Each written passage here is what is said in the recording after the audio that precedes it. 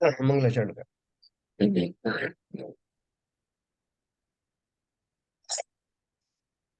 ओम नमः सिद्धेभ्यः जय श्री ओम नमः सिद्धेभ्यः जय श्री ओम नमः सिद्धेभ्यः। मंगलम भगवान वीरो मंगलम गौतमो गणी मंगलम कुंद कुंदाद्यो जयंदर्मोस्तु मंगलम। सर्वमंगल मांगल्यम सर्व कल्याण कारकम प्रधानम सर्वधर्माणां जैनम जयतु शासनम। जैनम जयतु शासनम जैनम जयतु शासनम। मोक्ष मार्ग प्रकाशक का 8वां अधिकार हमारा चल रहा है, जिसके अंतर्गत 4 अनुयोगों का वर्णन हम लोग कर रहे हैं। जिसमें से प्रथमान योग और करणान योग के बारे में हम पढ़ चुके हैं। चरणान योग का थोड़ा सा बचा हुआ है, आज समाप्त हो जाएगा, और उसके बाद हम लोग द्रव्यान योग के बारे में पढ़ेंगे। तो देखिए, जो जैसे हमने अभी तक पढ़ा कि चरणान योग में बहुत सारी चीजें ऐसी होती हैं जो व्यवहार पूर्वक कही जाती हैं। तो वो वास्तव में करणान योग के हिसाब से, ये केवल ज्ञान के हिसाब से वैसी होती नहीं। वास्तव में वो निश्चय निश्चय की बात तो होती नहीं, लेकिन व्यवहार में जो जिस तरह का व्यापार चलता है, जिस तरह का जो आचरण इस्तेमाल किया जाता है, उस अपेक्षा से वो ठीक है। जैसे मैंने आपको बताया था कि जिस पर डब्बे में नमक भरा हो, उसको समझाने के लिए, बजाय ये लंबी चौड़ी बात करने के लिए कि वो एक प्लास्टिक डब्बा है ना जिसमें नमक रखा है, वो लेके आओ, इसकी बजाय हम सीधे बोल देते हैं कि नमक का डब्बा उठा दो। तो सम बोलने वाला भी जानता है कि वो क्या कहना चाहता है, और समझने वाला, सुनने वाला भी समझता है किस क्या कहा जा रहा है। तो इस तरह व्यवहार में बहुत सारी बातें ऐसी है जो एकदम सच्ची तो नहीं होती, लेकिन उनसे व्यवहार का काम चलाया जाता है। तो अपन ने कल इसके बारे में 2-3 दिन से बहुत अच्छी तरह से पढ़ा कि वहाँ किसी को अगर ज्ञानी कह देते हैं, किसी को दानी कह देते हैं, किसी को धर्मात्मा कह देते हैं, तो वास्तव में वो वैसा नहीं भी हो कि किसी एक गुण की अपेक्षा से उसको वैसा नाम आदि दे दिया जाता है। ये बहुत व्यापक रूप से होता है। तो इसलिए अगर किसी ने कहा है तो किस अपेक्षा से कहा है, वो उसमें अपेक्षा अवश्य लगा लेना। अपन आज आगे चलते हैं उससे।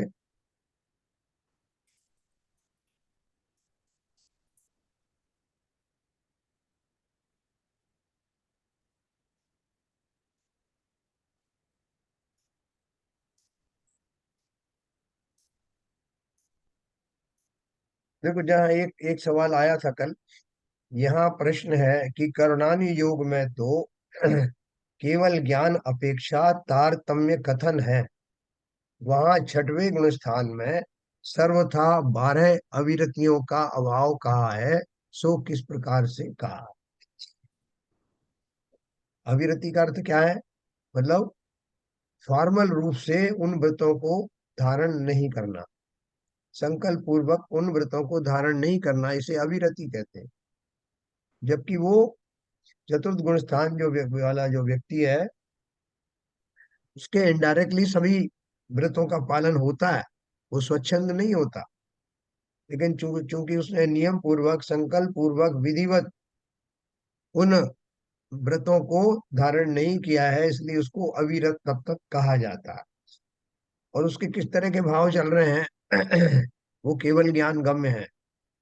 हमने ऊपर से अगर उसको अविरत कह भी दिया, तब भी हो सकता है कि उसके अंदर में बहुत सारे भाव ऐसे हों जो सामान्य वृत्तियों जैसे ही हों।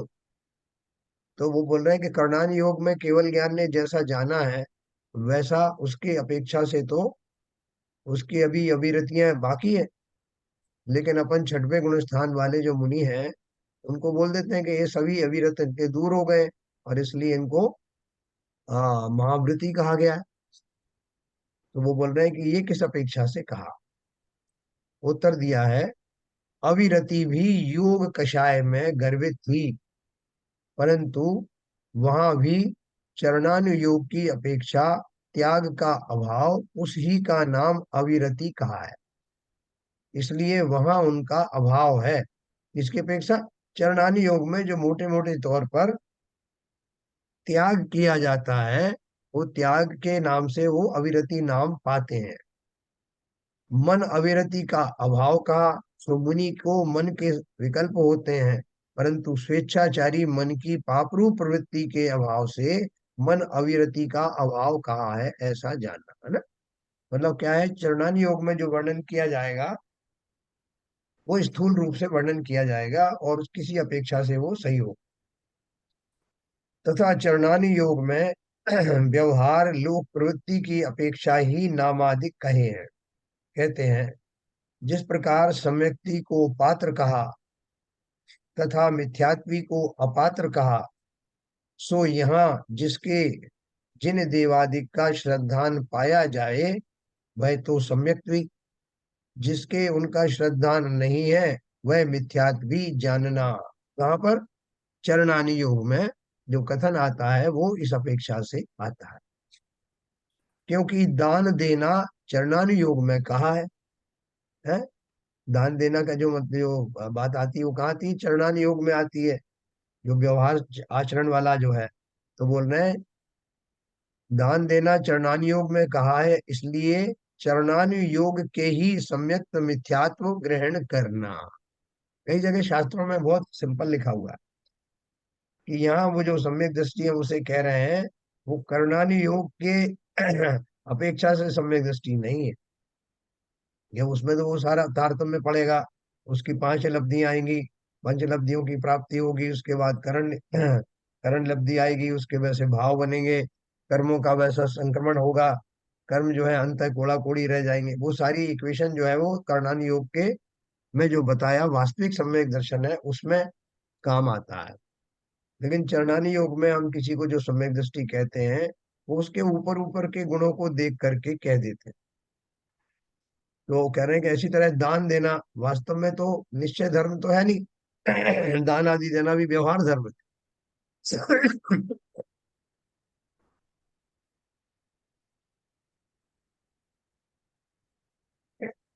तो बोल रहे हैं कि जिस तरह से दान देना चरणानी योग का विषय है, उसी इसी प्रकार से जब सम्यक और मिथ्यात्व के ग्रहण करने की बात करते हैं तो चरणानी योग की अपेक्षा से जो व्यक्ति किंचित इन गुणों का धारी होता है उनको अब उसको सम्यक दृष्टि कह दिया जाता है। जिसको कुछ समझ में नहीं आ रहा है, जो घोर अपने शरीर आदि के चक्कर में पड़ा हुआ है, उसको मिथ्यात्व कह दिया जाता है।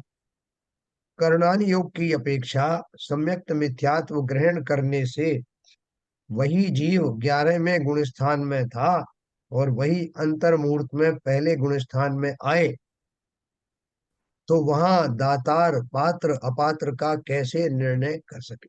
क्या बोल रहे हैं, अभी मुनिराज को आहार देने की बात चल रही कि उसमें आया कि जो सुपात्र होते हैं वो कौन, मुनि आदि जो हैं उत्तम पात्रों में आते हैं। और मुनि को क्यों वो उत्तम पात्र में आते हैं, क्योंकि वो सम्यक दृष्टि है और क्योंकि वो अच्छे आचरण वाले हैं।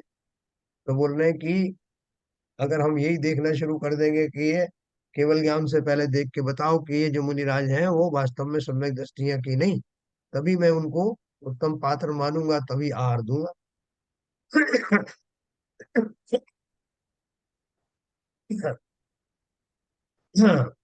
तो बोल रहे हैं अगर ऐसा मैंने जिद कर ली, तो बोल रहे हैं कि वही मुनिराज अभी थोड़ी से समय पहले 11वें गुण स्थान तक पहुंचे थे, अर्थात सम्यक चारित्र के धारी थे, निश्चय धर्म के की मार्ग पर चलने वाले थे, भावलिंगी संत थे, सम्यक दृष्टि थे। लेकिन जब तक मैंने सोचा उन मुनिराज के बारे में, तब तक उनका गुण स्थान गिर करके पहले गुण स्थान पे भी आ गया। तो जिन्हें मैंने सब तरह से पात्र माना था, अभी 1 मिनट से भी कम समय में मुझे मालूम पड़ जाए कि ये अब वो सम्यक दृष्टि नहीं रहे, तो मैं फिर कैसे निर्णय करूंगा कि इनको दान देना है कि नहीं देना। सामने आया हो मुनिराज को कह दूंगा भाई कोई आर वार नहीं, हमने देख लिया, अब आप मिथ्या दृष्टि हो गए। तो बोले ये ऐसा नहीं होता, चरणान योग में बहुत प्रैक्टिकल बात होती। क्योंकि फिर वहां दातार पात्र पात्र का कैसे निर्णय कर सके। तथा द्रव्यानु योग की अपेक्षा सम्यक्त मिथ्यात्व ग्रहण करने पर देखो ये बहुत इंपॉर्टेंट बात। द्रव्यानुयोग की अपेक्षा सम्यक्त मिथ्यात्व ग्रहण करने पर मुनि संघ में द्रव्यलिंगी भी है और भावलिंगी भी है एक मुनि संघ है, बहुत सारे मुनि है उसमें, और उसमें से कुछ जो है वो सम्यक दृष्टि थे, लेकिन हो सकता है अंतर्मुहूर्त पहले ही वो मिथ्या दृष्टि बन गए हो। और बहुत सारे मिथ्या दृष्टि थे, हो सकता है अंतर्मुहूर्त पहले वो सम्यक दृष्टि बन गए हो। तो बोल रहे हैं, सो प्रथम तो उनका ठीक निर्णय होना कठिन है, क्योंकि बाह्य प्रवृत्ति तो समान है। सभी तरह के मुनि एक तरह की चर्या का पालन कर रहे हैं, 28 मूल गुणों का पालन कर रहे हैं, महाव्रत का पालन कर रहे हैं। तथा यदि कदाचित सम्यक्ति को किसी चिन्ह द्वारा निर्णय हो जाए और वह उसकी भक्ति ना करे, तो औरों को संशय होगा कि इसकी भक्ति क्यों नहीं करी। एक सम्यक दृष्टि महाराज आए दर्शन करने मुनि संघ में, और उनको मान लो कोई कुछ ऐसा संकेत मिला कि उनमें से उसने कुछ मुनियों को प्रणाम भी नहीं किया और उनको आहार आदि न देने का भी निर्णय किया। तो जब उनको नमोस्तु नहीं बोला, तो कुछ लोग शंका करेंगे कि इनको क्यों नहीं नमस्कार किया, है ना। वह उसकी भक्ति ना करे तो औरों को संशय होगा कि इसकी भक्ति क्यों नहीं की। इस प्रकार उसका मिथ्या मिथ्या दृष्टिपना प्रकट हो, तब संघ में विरोध उत्पन्न हो। आपस में मुनि संघ में ही लोग कहने लगे, अच्छा ये मिथ्या दृष्टि है, तभी उस समय दृष्टि ने इनको नमस्कार नहीं किया। तो वो बोलेगा मैं तो समय दृष्टि ही था, अभी कैसे पता लग गया, और अभी 1 मिनट में फिर से समय दृष्टि हो सकता है। तो आपस में वाद विवाद और इस तरह की संदेह की स्थिति उत्पन्न हो सकती है। इसलिए यहाँ व्यवहार सम्यक्त मिथ्यात्व की अपेक्षा कथन जानना, है ना। व्यवहार से जो आपको कार्य करते हुए 28 मूल गुणों का पालन करते हुए पता लग जाए, शिथिलाचार ना हो, बराबर संकल्प पूर्वक सही विधि से जो अपने मुनिचर्या का पालन कर रहे हैं, उन सबको सम्यक्ति व्यवहार से मानना, है ना। क्योंकि केवल ज्ञान में वस्तु है वो हम जानते नहीं, और उनके मन कब कब उनकी स्थिति बदल जाए वो भी हमें पता नहीं। दूसरा आगे और बताया उसका कारण। यहाँ कोई प्रश्न करे,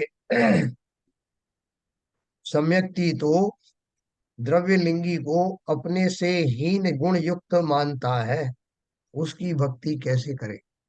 है उन्होंने प्रश्न पूछा चेले ने कि अभी अभी आपने ये कहा कि कोई सम्यक्ति जो विशेष लक्षणों से जान पाए कि ये मुनि विद्या दृष्टि है, यह सब ये संघ के अंदर ही, तब भी वो इस चक्कर में ना पड़ करके उनको नमस्कार करता है, सभी मुनियों को नमस्कार करता है। तो चेले को प्रश्न उत्पन्न हुआ कि सम्यक दृष्टि ये जानता है कि मैं सम्यक दृष्टि का धारी हूँ, और इनमें से कुछ सम्यक दृष्टि वाले नहीं है, तो मुझसे तो हीन है ना, मैं चतुर्थ गुण स्थान वाला हूँ, पहले पहले गुण स्थान वाले हैं। तो ये जानते हुए भी वो उनकी भक्ति क्यों करे। देखो प्रश्न ये, तो उसका समाधान क्या दिया। व्यवहार धर्म का साधन द्रव्य लिंगी के बहुत है, और भक्ति करना भी व्यवहार है। इसलिए जैसे कोई धनवान हो, परंतु जो कुल में बड़ा हो, उसे कुल अपेक्षा बड़ा जानकर उसका सत्कार करता है, उसी प्रकार आप सम्यक्त गुण सहित हैं, परंतु जो व्यवहार धर्म में प्रधान हो, उसे व्यवहार धर्म की अपेक्षा गुणाधिक मानकर उसकी भक्ति करता है, ऐसा जानना। क्या बोल रहे हैं, व्यवहार धर्म का साधन द्रव्यलिंगी को बहुत है। द्रव्यलिंगी मतलब ये है कि वो सम्यक तो आता है, छूट भी जाता है, लेकिन जो उसने वेश धारण किया है मूल रूप से ईमानदारी से मुनि बना है। अभी आजकल देखो तो उनका सुधा सागर महाराज की क्लास चल रही समय साथ, मैंने कभी हो सकता है, मैंने भी एक बार अटेंड की थी। तो आप देखो, उनको बीच में जुकाम हो गया, तबीयत खराब हो गई, लेकिन उन्होंने एक साथ जो अपने कार्य करने थे पूरी दिनचर्या में, कब उनको क्लास लेना है, कब उनको सामायिक करना है, कब लोगों को विधि विधान करना है, लोगों से मिलना जुलना है, उनको मंदिरों के बारे में बहुत सारी जो है भ्रांतियां हैं निर्माण आदि के प्रति है, वो सब चीजें सॉल्व करना है। और क्या एनर्जी, कभी कोई एक्स्ट्रा एनर्जी लेते नहीं, उतनी ही अपने उसमें आहार का में लेकर के अपनी उसी मुद्रा को बनाए रख के षट आवश्यक का पालन करते हुए अपने सारे कार्य करते हुए परोपकार के सारे कार्य करते हैं। तो ऐसा उत्कृष्ट आचरण करने वाले, वो व्यवहार धर्म उनका बहुत ज्यादा प्रमुखता से भरा हुआ है। जो साधारण सम्यक दृष्टि जीव है, भले ही भावों के लेवल के अनुसार वो चतुर्थ गुण स्थान में है, लेकिन ये जो चर्याएं हैं, जो विशेष अभ्यास और विशेष परिश्रम है, ये मुनियों में विशेष रूप से पाया जाता है। इसलिए उन्होंने कहा कि जैसे हमारे कुल में कोई व्यक्ति एक धनवान है, लेकिन वो एज में छोटा है, और एक व्यक्ति जो है वहाँ के परिवार का जो है वो बड़ा है, काफी उम्र में बड़ा है, लेकिन वो भले ही बहुत ज्यादा धनवान ना हो, तभी जो धनवान है वो पद की अपेक्षा से अपने से बड़े को नमस्कार करता है। तो उसी प्रकार से बोले कि भले ही वो सम्यक दृष्टि जीव सम्यक आदि गुणों से भरपूर हो, तब भी परंपरा में मुनि संग में रहने वाले समस्त मुनि राजों को जो व्यवहार धर्म का निरंतर पालन कर रहे हैं, उनको नमस्कार करता है, करना ही चाहिए। देखो बहुत सारे लोग बोलते हैं कि टोडरमल जी ने मुनियों को मानने से मना किया। देखो आप सुनो क्या लिखा। उन्होंने तो कहा कि जानते हुए भी कि ये मिथ्या दृष्टि है, तब भी चूंकि मुनिलिंग धारण किया है, इसलिए उनको नमस्कार सम्यक दृष्टि भी करता है, करना ही चाहिए, है ना। उसी प्रकार आप सम्यक गुण सहित हैं, परंतु जो व्यवहार धर्म में प्रधान हो, उसे व्यवहार धर्म की अपेक्षा गुणाधिक मानकर उसकी भक्ति करता है, ऐसा जानना। इसी प्रकार जो जीव बहुत उपवास आदि करे, उसे तपस्वी कहते हैं। यद्यपि कोई ध्यान अध्ययनादि विशेष करता है, वह उत्कृष्ट तपस्वी है, तथापि यहाँ चरणानि योग में बाह्य तप की ही प्रधानता है, इसलिए उसी को तपस्वी कहते हैं। इस प्रकार अन्य नामादिक जानना, ये चरणानि योग की विशेषताएं बता रहे हैं आप, है ना। इसमें देखो एक और विशेष बात ध्यान रखना, कि ये जो बताया कि व्यवहार धर्म में जो उत्कृष्ट हो, तपस्वी हो, लेकिन वो तपस्वी भी कैसा हो, भली भांति जैसा शास्त्रों में वर्णन है, उसी प्रकार से उन व्रतादि का पालन करने वाला हो, है। जैसे मुनि की अपन ने बात करी ना, कि वो भले ही द्रव्यलिंगी ही हो, भावलिंग से अभी दिख गया हो, सम्यक दृष्टि ना हो, लेकिन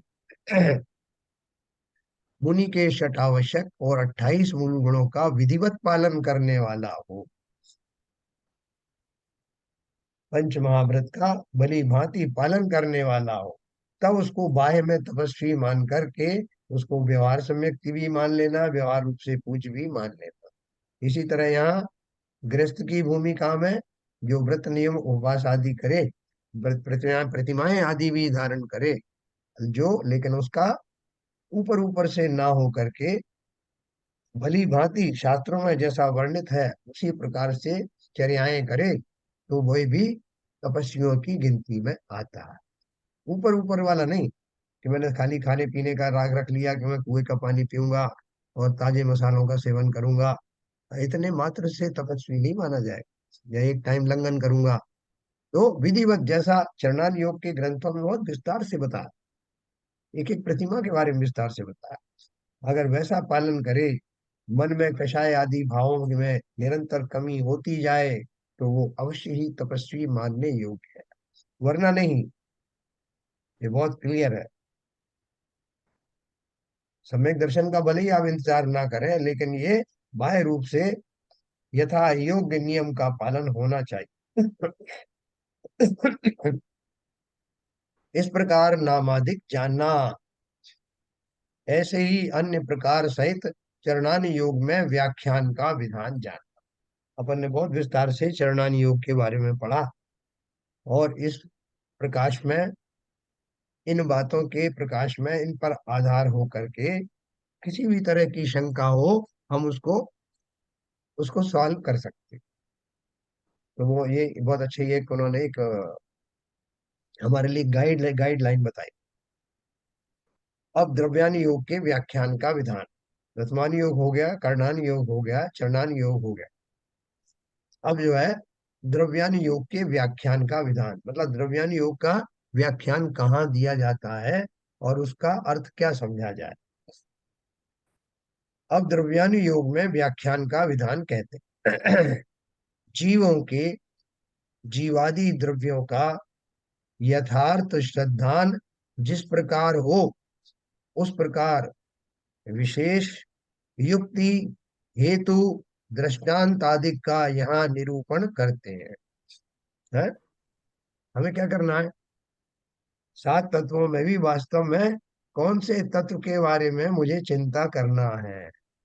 उधर सुधा सागर महाराज ने भी अपना ये शंका समाधान में बताया कि ये जो सात तत्वों की बात चलती है और भी किसी विद्वान ने बताया था कि ये जो सात तत्वों की चर्चा चलती है, कहने को तो सात तत्व हर जगह आएगा कि सात तत्वों का श्रद्धांत सम्यक दर्शन है, या सात तत्वों का श्रद्धांत जो है वो सम्यक दृष्टि होता है और सबको करना चाहिए। लेकिन वो सात तत्वों में मैं ही तो हूं जिसे खोजा जा रहा है, अर्थात जीव तत्व ही है जो सातों तत्वों में कहीं ना कहीं विद्यमान है। मैं जीव ही तो हूं जो छहों द्रव्यों में से जिसे खोजा जा रहा है। मैं जीव द्रव्य ही हूं जो 20 प्ररूपणाओं में, 14 मार्गणाओं में बसा हुआ हूं। मैं जीव ही हूं जिसकी खोज चारों गतियों में हो रही। मैं जीव हूं जो 84 लाख योनियों में खोजा जा रहा।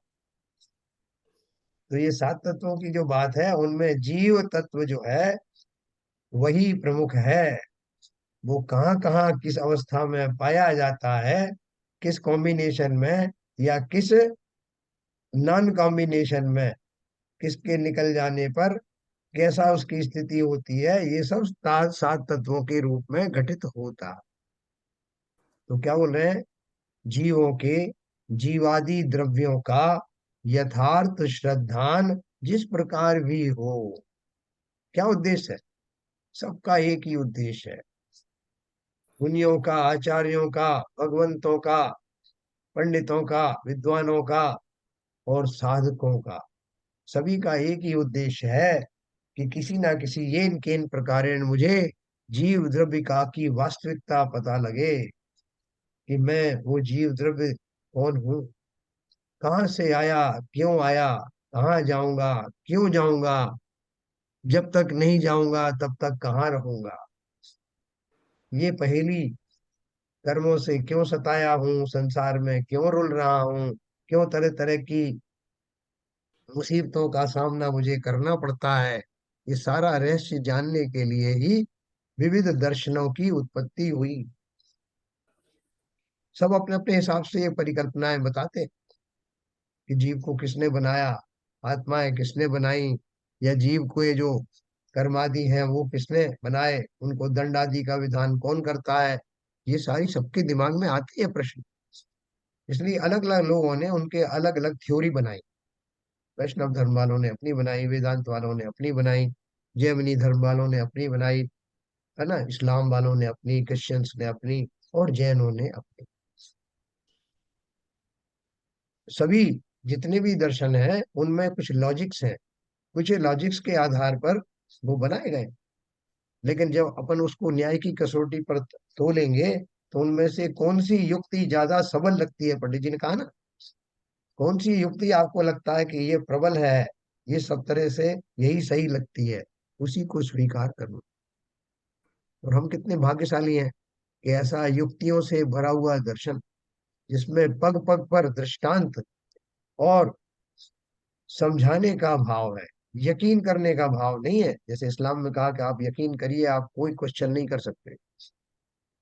तो ऐसा जो विशेष धारा, विशेष जैन दर्शन जो हमें मिला है, वो तो ये कहता है कि जीव को स्वाभाविक दशा में पहुंचाना वही वास्तव में सुख की प्राप्ति है। और उसको सुख में के मार्ग में लगाने से पहले जीव का स्वरूप जानना आवश्यक है। तो इसके लिए उन्होंने ये द्रव्यानुयोग जो अनुयोग है, विशेष रूप से जीव को जानने का ही मार्ग है। जीवों के जीवादि द्रव्यों का यथार्थ श्रद्धान जिस प्रकार भी हो, उस प्रकार विशेष युक्ति हेतु दृष्टांत आदि का यहाँ निरूपण करते हैं। क्योंकि इसमें यथार्थ श्रद्धान कराने का प्रयोजन है। द्रव्यानुयोग कहाँ आ गया कि अब आपने सारे व्यवहारों की को लांग करके, वर्तमान योग की कथाओं को लांग करके, कर्णानि योग के जो केवल ज्ञान गम में जो चर्चाएं हैं उन बारीकियों को लांग करके, चरणानि योग के जो व्यवहार वाला जो भाग है उसको लांग करके जीव के असली स्वरूप कहाँ बताया गया है उसमें प्रविष्ट हुए। वहां यद्यपि जीवादि वस्तु अभेद है? जीव को जीव कैसा है, कोई भेद है क्या उसमें? जैसे शरीर को हम शरीर कहते हैं तो उसमें तो फिर भी अलग अलग दिखाई देती इंद्रियां, ये आंख है, ये नाक है, ये कान है। लेकिन संपूर्ण इंद्रियों को और बाहर की जो स्किन वगैरह है उसको मिला करके हम शरीर कहते हैं। यह तो फिर भी आपको अलग अलग दिख रहा है।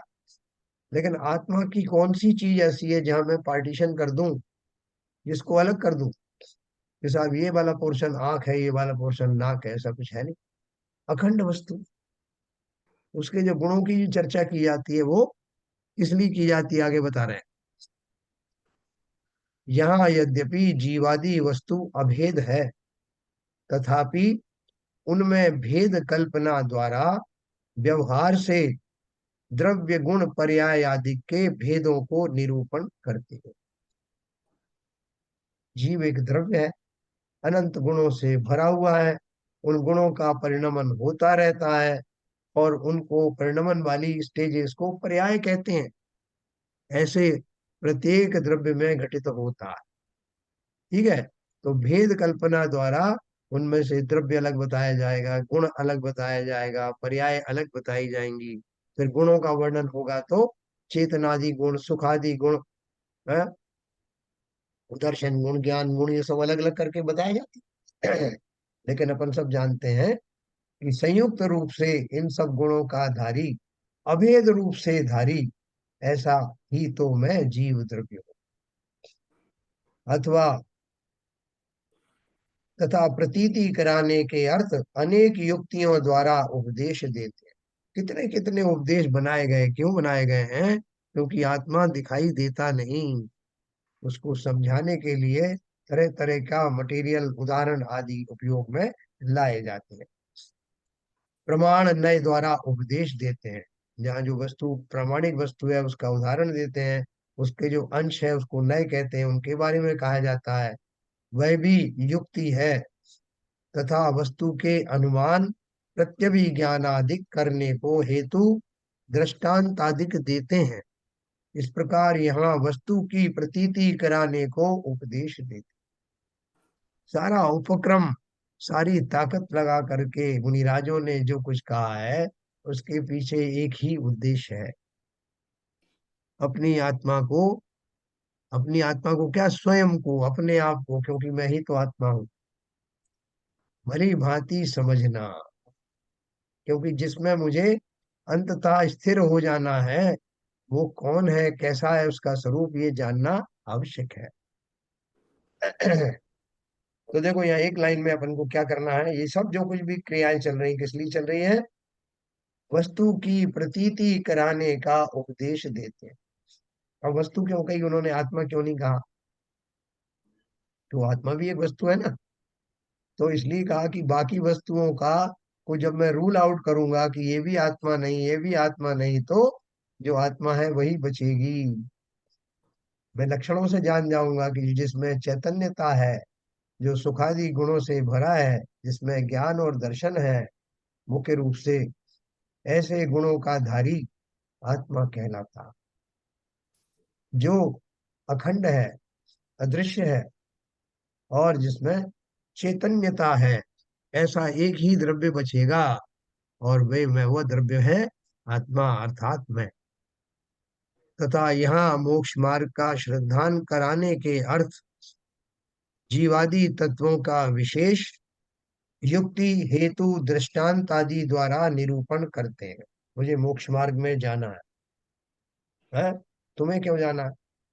बाकी वस्तुओं को भेज दो ना, और भी तो 5 तरह की वस्तुएं हैं, उनको भेज दो। ये क्यों भेजे भाई? मुझे अपना कल्याण करना है, सुखी मुझे होना है। बाकी के द्रव्य तो अपने आप ही सुखी ही है, तो क्या बात कर रहे हो? वो सुखी कैसे हैं? अपने अपने गुणों के अंदर तन्मय हो रहे हैं, इसलिए वो सुखी ही है। मेरे साथ प्रॉब्लम तो वही है कि मैं अपने गुणों में तन्मय नहीं हो पा रहा हूँ, क्योंकि मुझे पता ही नहीं है कि मैं किन गुणों का धारी हूँ। इसलिए मैं दुखी हूँ, इसलिए मुझे सुखी अपने आप को ही करना। तथा यहाँ मोक्ष मार्ग का श्रद्धान कराने के अर्थ जीवादि तत्वों का विशेष युक्ति हेतु दृष्टांत आदि द्वारा निरूपण करते हैं। वहां स्वपर भेद विज्ञानादिक जिस प्रकार हो, उस प्रकार जीव अजीव का निर्णय करते हैं। तथा वीतराग भाव जिस प्रकार हो, उस प्रकार आश्रव आदि का स्वरूप बतला। और वहां मुख्य रूप से ज्ञान वैराग्य के कारण जो आत्मानुभवनादिक उनकी महिमा गाते हैं। है ना, अपन सब जानते हैं कि इसमें किस तरह का वर्णन आता है द्रव्यान योग में, क्योंकि हम बहुत शीघ्र जो है द्रव्यान योग के पंच परमागम पढ़ने जा रहे हैं। है ना, वो देखो अभी सुधा सागर जी की तो क्लास आ गई है, जो समय सार के ऊपर वो लेते हैं, कितने विभोर हो करके बताते हैं। और भी बहुत सारे जीव हैं जो समय सार को जो है बहुत तन्मय होकर के पढ़ते हैं, और उसके बल से लोग श्वेतांबर से दिगंबर भी बन जाते हैं। बहुत सारे नॉन जैन जैन बन गए। तो इतना अद्भुत वो जो शास्त्र है, उनको पढ़ने का समय आने वाला है। उसके पहले अपन जो टोडरमल जी जो बता रहे हैं, वो प्रेरणा दे रहे हैं इनडायरेक्टली कि मैं उस आत्मा को अवश्य जानना चाहूंगा, जिसके लिए इतनी मेहनत करके कुंद कुंद आचार्य जैसे समर्थ आचार्यों ने ऐसे शास्त्रों का निर्माण किया।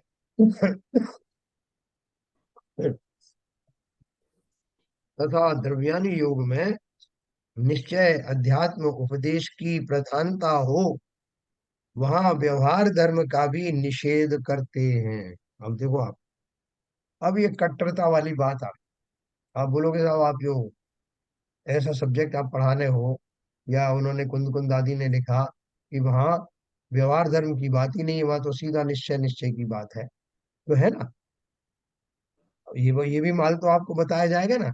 कोई कहे साहब कि मेरे को तो ऐसी मिठाई बताना जिसमें शुद्ध मावा हो, शुद्ध मावा हो, बोले उसमें मेरे को कोई और मिलावट नहीं चाहिए, यहाँ तक कि शक्कर भी नहीं चाहिए, तो वो दिखाएगा प्योर मावा दिखाए। अब फिर आप उसको बोलोगे कि भाई साहब जो शुद्ध मावा तो दिखा दिया आपने, लेकिन इसके अंदर इलायची कहाँ है, इसके अंदर केसर कहाँ है? तो बोलेगा आपने कहा था ना कि आपको बिल्कुल शुद्ध चाहिए, फिर ये चीजें क्यों ढूंढ रहे हो इसमें? अगर ढूंढना है तो इतनी रखी है ना बनी बनाई, ये सब प्योर नहीं है, इनमें से ले जाओ। तो पंडित जी ने पहले ही बता दिया, अगर आपको व्यवहार देखना है तो व्यवहार नए की अपेक्षा से जो शास्त्र बनाए गए हैं, उन व्यवहार वाले को पढ़ो, व्यवहार अनुयोग को पढ़िए। प्रतिमान योग की कहानी देखना है तो प्रतिमान योग में है, गणन योग पढ़ना है तो गणन योग में। यहाँ तो अब हम चौथे और अंतिम पड़ाव पर आ गए हैं, जहाँ उस द्रव्य विशेष की बात होने वाली है, जिसकी साधना के लिए, जिसकी प्राप्ति के लिए, जिसकी समझ के लिए मैंने ये 3 अनुयोग पहले पढ़ चुका हूं। तब क्या बोल रहे हैं? तथा द्रव्यान योग में निश्चय अध्यात्म उपदेश की प्रधानता हो, वहां व्यवहार धर्म का भी निषेध करते। जो जीव आत्मानुभव का उपाय नहीं करते और बाह्य क्रिया कांड में ही मग्न है, उनको वहां से उदास करके आत्मानुभवनादि में लगाने को व्रतशील संयम आदि का हीनपना प्रकट करते। बोले जहां ऊपर के जो लाइनों में ये भी बताया कि कोई व्यवहार से भी इनको पालन करता है तो वो नमन करने योग्य हैं, और यहाँ क्या बोल रहे हैं कि बाह्य क्रिया कांड तो छोड़ो, अगर कोई व्रतशील संयम आदि भी पालन कर रहा है, जो प्रवृत्ति रूप संयम है, भले ही वह अच्छे तरह से कर रहा है, तब भी द्रव्यानि योग की अपेक्षा से वो सब ही नहीं है। तो क्या बात कर दिया, अभी इतनी प्रशंसा करी आपने उसकी, हाँ, व्यवहार चारित्र की, और अभी आप बोल रहे हो कि उत्तम कोटि का व्यवहार चारित्र भी द्रव्यान योग में प्रविष्ट नहीं होता, नहीं होने देता। उनको वहां से उदास करके आत्मानुभवनादि में लगाने का वो व्रतशील संयमादि का हीनपना प्रकट करते।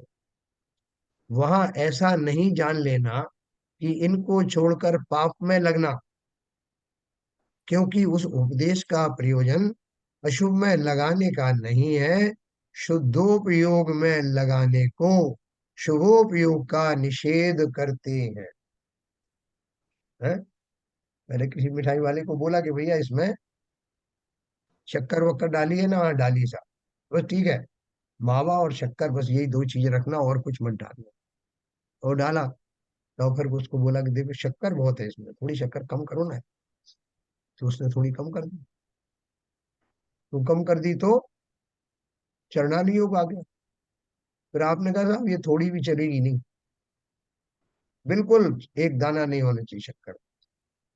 तो वहां जब मैं ये कह रहा हूँ कि एक दाना नहीं होना चाहिए, तो मैं ये थोड़ी कह रहा हूँ कि इसमें बहुत सारी शक्कर डाल, मैं तो जो है उसको भी हटाना चाहता हूँ।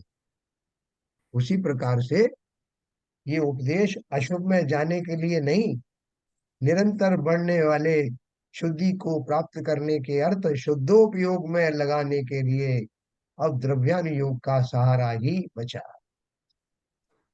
यहाँ कोई कहे कि अध्यात्म शास्त्र में तो पुण्य पाप समान कहे हैं, पाप पुण्यमय धोए पायन बीड़ी डारी, तन का राग्रह माई मोहि दियो दुख भारी है। और दूसरे सभी शास्त्रों में दिया है कि पुण्य और पाप दोनों ही एक जैसे हैं। एक जैसे किस अर्थ में कहा? अध्यात्म शास्त्र में मोक्ष के मार्ग में एक सोने की बेड़ी बताया और एक लोहे की बेड़ी। इसलिए शुद्धोपयोग हो तो भला ही है ना, भला ही है, ना हो तो पुण्य में लगो या पाप में लगो। देखो एक बड़ी हिम्मत के साथ ये बात कही है कि भैया, जैसे मैं कहता हूँ ना कई बार कि आप जो है, आपको जैसे बहुत बढ़िया ध्यान आदि में लगना है या स्वाध्याय में लगना है, तो आपका मन लगे उसके लिए आप उपवास करें या एक समय भोजन करें। तो किसी ने कहा नहीं साहब हमारा इससे काम चलता नहीं, तो तुम 3 बार खाओ, तो नहीं साहब इससे भी नहीं चलता, तो आप 10 बार खाओ, भर पेट खाओ, कोई दिक्कत नहीं है, बशर्ते कि तुम स्वाध्याय कर पाओ, बशर्ते कि तुम बिना नींद का ध्यान कर पाओ। अगर करो तो हमारी तरफ से 20 बार आहार करो, कोई रोकने वाला नहीं। क्योंकि वो रोका इसलिए जाता है कि वो होने के बाद वो आप कर नहीं पाएंगे। इसी तरह यहाँ पंडित जी ने क्या बात कही, शुद्धोपयोग तो हो तो भला है, ना हो तो पुण्य में लगो या पाप में लगो। क्यों? क्योंकि शुद्धोपयोग में जो लगने वाले हैं वो पाप में तो जाएंगे नहीं। ये हो सकता है कि किंचित उनका शुद्धोपयोग जरा ढीला पड़े तो वो पुण्योदय में आ जाए। और दूसरी बात वो ये कहना चाहते हैं कि हमारा जो अभीष्ट है वो तो है शुद्धोपयोग।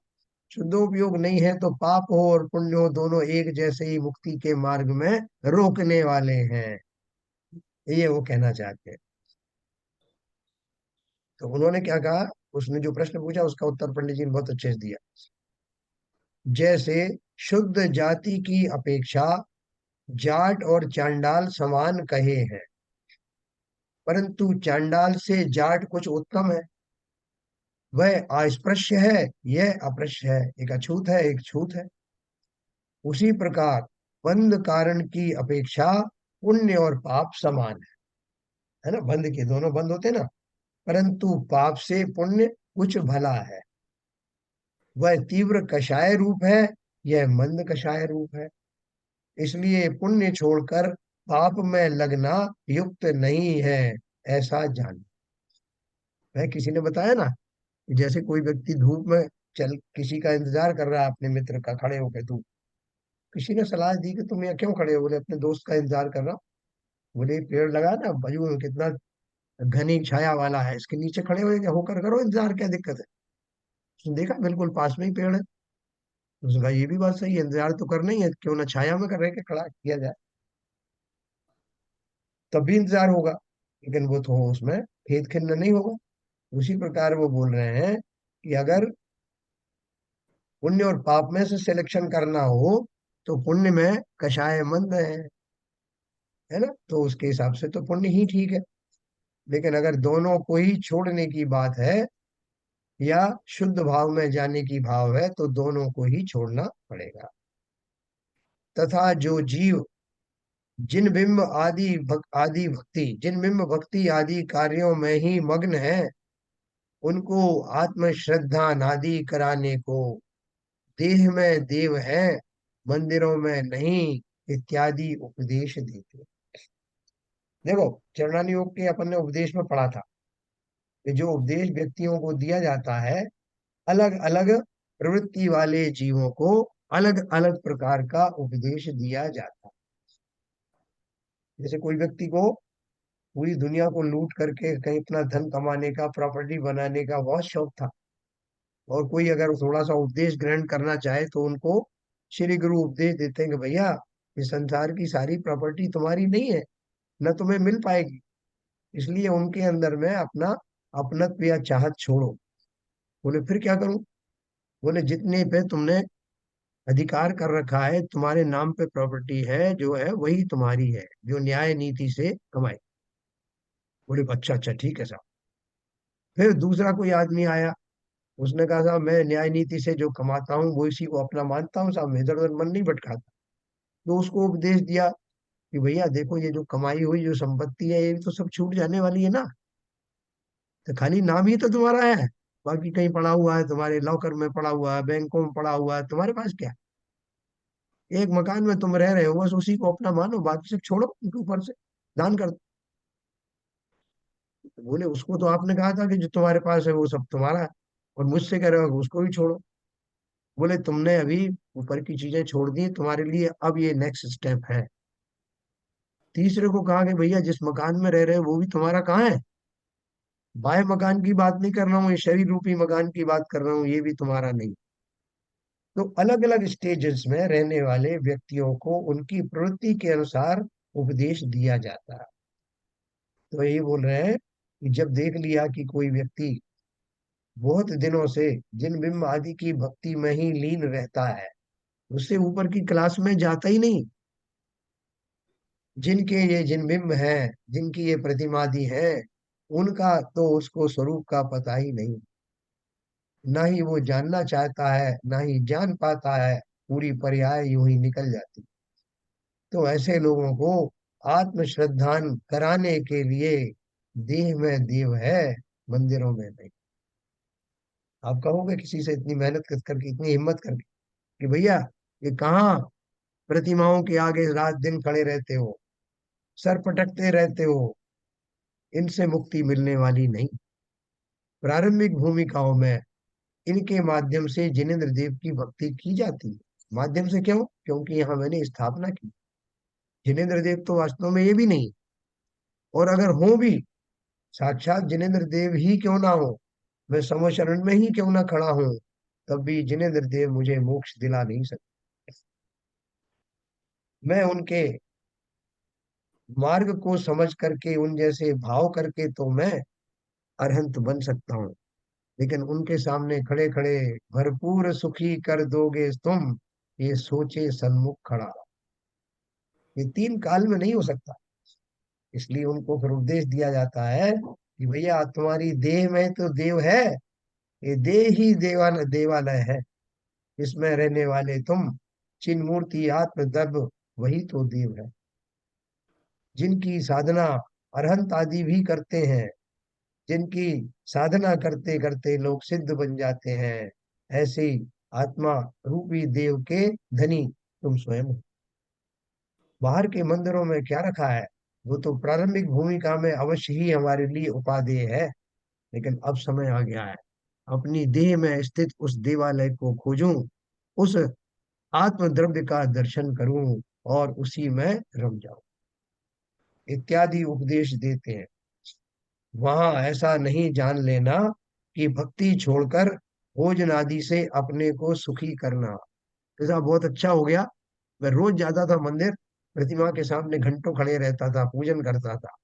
ये साहब आए थे, इन्होंने मुझे मेरा बड़ा भला कर दिया, इन्होंने बोला इसमें कुछ नहीं रखा, बेकार की चीजें हैं, देश में है जो देवालय है, उसी को मानो। और उस दिन से जाना छोड़ दिया साहब मंदिर में। अब भरपूर भोजन करता हूँ, अपने देहालय में पहुंचाता हूँ, अपनी आत्मा को पहुंचाता हूँ। समस्त भोग आदि मैंने शुरू कर दिए कि जब मैं ही भगवान हूँ और यही मंदिर है, तो काय के लिए जाना। आपने मेरी अच्छी आंखें खोल दी। पंडित जी बोल रहे हैं मूर्खता मत करना, ये जो समझाया है उसका भाव समझना, पापों में जाने के लिए बात नहीं कही है। तो बोल रहे हैं वहां ऐसा नहीं जान लेना कि भक्ति को छोड़कर भोजन आदि से अपने को सुखी करना, क्योंकि उस उपदेश का प्रयोजन ऐसा नहीं है। मैंने तो उपदेश को सही समझने की कला आनी चाहिए, इस उपदेश का मर्म क्या है। ऐसा भाव भाषण जब तक नहीं हो तब तक मनो टनो कितना ही उपदेश दिया जाए व्यर्थ ही है। इसी प्रकार अन्य व्यवहार का निषेध वहां किया हो, उसे जानकर प्रमादी नहीं होना। हाँ?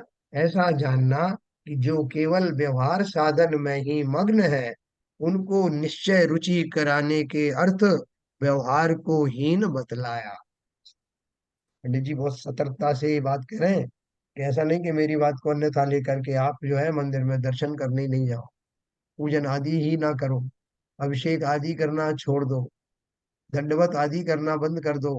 बोले इसलिए नहीं कहा भैया, ये तो ये कहा कि कोई अगर मात्र इन्हीं को मोक्ष मार्ग मान ले, तो उसको समझाने के लिए वास्तविक मोक्ष मार्ग मान बताया गया है। ये तो बेसिक हमारे जो श्रावकों के जो मूल मूल गुण है, ये जो हमारे षट आवश्यक है, वो सब तो हमें करना ही है ना अपनी अपनी भूमिका में।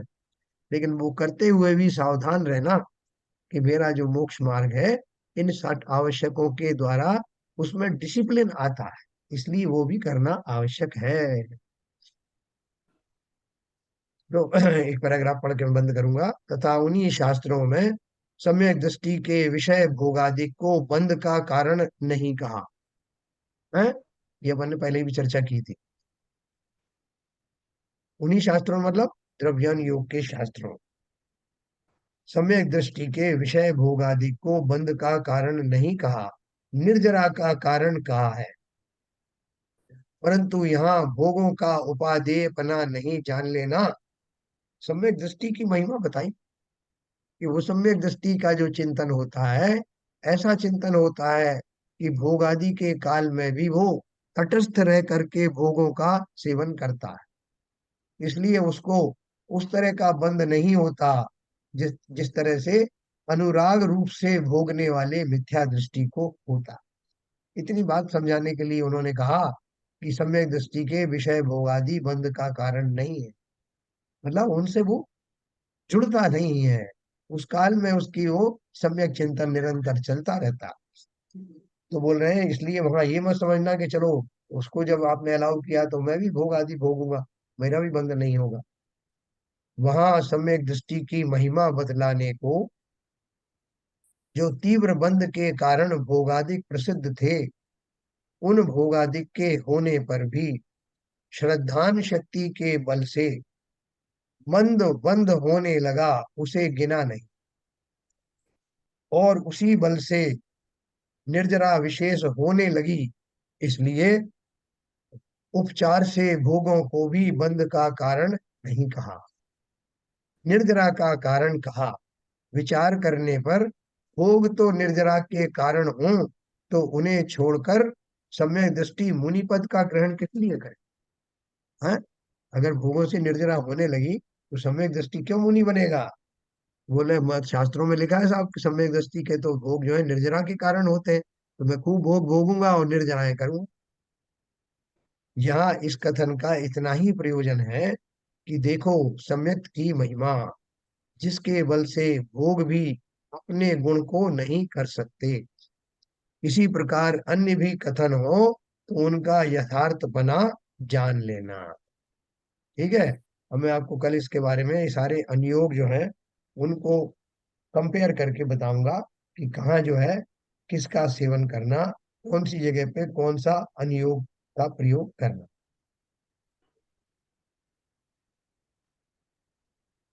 ये सबको समझ में आया आज की बात। किसी को कोई शंका हो चरणान योग और जो द्रव्यान योग से टोटल जो है क्लैरिटी आ गई हो तो क्या चलेंगी। नहीं, बिल्कुल सही बात बता रहे हैं कि मतलब जो भी उपदेश आगे के लिए दिया जाता है, पीछे पीछे आने के लिए नहीं दिया जाता है। हाँ, तो जो भी उपदेश दे रहे हैं तो वो आगे आगे जाने के लिए, पाप कर्म को रोकने के लिए है, बढ़ाने के लिए नहीं है। बराबर। मंदिर को छोड़ने का, मंदिर में मूर्ति के सामने खड़ा नहीं होने का मतलब ये है कि भाई आप भाव भाव में जाओ, ज्यादा क्रियाओं में मत रहो। Right right. जो मिनिमम मिनिमम रिचुअल्स हैं उनमें उनको करो, उसी में मत खो जाओ, क्योंकि वो मुक्ति के मार्ग नहीं है। इसलिए हमेशा ध्यान रखना। इसलिए ज्यादा समय, जैसे आपने सही कहा, कि जो ऊंचे ऊंचे लेवल की क्रियाएं हैं जैसे स्वाध्याय है, जाप आदि है, ध्यान है, इनमें विशेष समय लगाना। पूजन भी अगर पढ़ रहे हैं तो पूरे भाव सहित करना, खाली द्रव्यों को चढ़ाने का भाव नहीं, उनका जो मर्म समझ करके। बहुत सुंदर सुंदर पूजाएं आजकल लिखी गई हैं, उनके भाव पढ़ते ही आपको, अगर आपने शास्त्र पहले पढ़े हैं तो आपको तुरंत वहां ध्यान चला जाएगा। नहीं पढ़े हैं तो आपको जिज्ञासा होना चाहिए कि इनका अर्थ क्या है। जब उनका अर्थ समझने जाएंगे तो स्वाध्याय हो जाएगा। तो देव दर्शन मुनियों मुनियों के षटकर्म में इसलिए नहीं आता है। उनके षटकर्म में नहीं है कि देव दर्शन, उनके बगैर दर्शन के, क्योंकि वो तो चार समय समाहित करते हैं। बराबर बराबर। क्योंकि हम लोगों को बहुत बीच बीच में जो है भाव हमारे विकृत होने लगते हैं, इसलिए सुबह सुबह देव दर्शन करने से थोड़ा सा डिसिप्लिन आ जाता। क्या नीरजा जी कुछ है आपका इसके बारे में कोई कमेंट है, या बिल्कुल समझ में आ रहा सब। हाँ, समझने की कोशिश तो कर रही हूँ। जी। नहीं, कुछ भी अगर आपको शंका हो तो बिल्कुल हिचक पूछना। जी क्योंकि ऐसा शंका बहुतों को आ सकती है कि साहब कभी तो आप बोलते हो कि ये सब जो क्रिया कांड नहीं करना है, कभी आप बोलते हो कि नहीं वो हो जाए तो कोई दिक्कत नहीं है, कभी आप प्योर आत्मा में चले जाते हो, कभी आप जो चरणानियों के हिसाब से सम्यक दृष्टि बताने लगते हो। तो ये सब क्या है, ये व्यवस्था समझ में आ रही है सबको। जी जी। व्यवहार से ही निश्चय में जा रहे हैं, इसलिए इस तरह के स्टेटमेंट चेंज होते जा रहे हैं। वो अपेक्षा और समझ करके करना, जैसे भी हम सबों को सम्यक दर्शन नहीं है ये तो अपन को निश्चय रूप से पता जी है, लेकिन हम ये भी जानते हैं कि जो दशा हमारी प्रकट हुई है, वो जो पंडित जी ने तीसरी चौथी कैटेगरी बताई है सम्यक सन्मुख विद्या दृष्टि की, जी हम लगभग उसमें तो आ चुके हैं। जी अब बस थोड़ा सा ही प्रयास करने की बात है। देखो, नहीं तो ये बातें जितनी अपन ने पढ़ी हमारे समझ में आती नहीं, अगर हम उस जी। कैटेगरी में नहीं होते तो। हम्म। ये इस बात का प्रमाण है कि हमारा संसार अब थोड़ा ही बचा है। जी इसलिए पूरी, जब कोई आदमी जो रेस दौड़ने वाला, जो जीतने वाला होता है, तो सारी भीड़ उसका जो है वो उत्साह वर्धन करती है कि जी भैया थोड़ा सा ही बचा है, बिल्कुल जी किनारे पे आ गए हो। जी जी हाँ, इसी जी। तरह से आचार्यों ने हमारा मनोबल बढ़ाया है, और हम वास्तव में अब बहुत जल्दी ये लंका जीतने वाले। द्रव्य अनुयोग मेनली, मुख्य रूप से केवल मुनि मुनि शास्त्र, क्या बोलना चाहिए, केवल मुनियों के लिए ही है ये। बाकी सब में सीढ़ियां चढ़ रहे हैं, व्यवहार से भी कर रहे हैं और निश्चय की तरफ जाने की कोशिश, यहाँ निश्चय में पहुंच चुके हैं। हाँ, देखिए जो द्रव्यान योग का जो विषय है वो ऐसा नहीं कि मुनियों के ही पढ़ने का है, क्योंकि ये सम्यक दृष्टि जितने जीव बनते हैं वो द्रव्यान योग पढ़ करके ही बनते हैं। जी तो द्रव्यान योग तो मुख्य विषय है जिसमें जीवादि के विशेष गुणों का वर्णन होता है। हम और आप सबको द्रव्यान योग तो विशेष पढ़ना ही है, लेकिन जी उससे पढ़ने से पहले जो जो चीजें आती हैं जिनमें हमें शंका हो सकती है, उनको चरणान योग आदि ग्रंथों से दूर करके इस भूमिका में आ जाना कि द्रव्यान योग आपको समझ में आने लगे। जी ये हम सबके लिए अल्टीमेट तो हमारा विषय यही है। जी तो इसलिए पूरी रुचि के साथ में जो बचा हुआ अभी एक एक चैप्टर है वो अपन पढ़ेंगे, और उसके बाद में अपन, आप सबकी इच्छा होगी तो अपन समय सार आदि शुरू करेंगे। जी चलिए, समय हो गया। आज वो नहीं है ललित शायद। जिनवाणी स्तुति कौन करेगा भाई? संजय प्रकाश।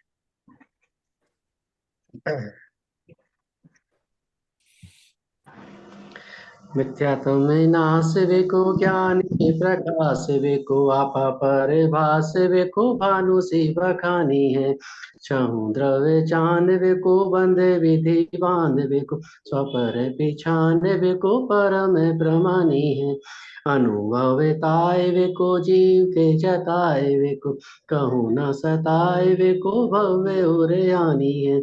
जहाँ तहाँ तार वेको पार के उतार वेको सुख विस्तार वेको यही जिनवानी है। हे जिनवानी भारती तो हे जपो दिन रैन, जो तेरी शरणा गए तो पावे सुख चैन। जा वाणी के ज्ञान से सूझे लोकालोक, सो वाणी मस्तक धरूं सदा देते जिनवाणी माता की जय। जय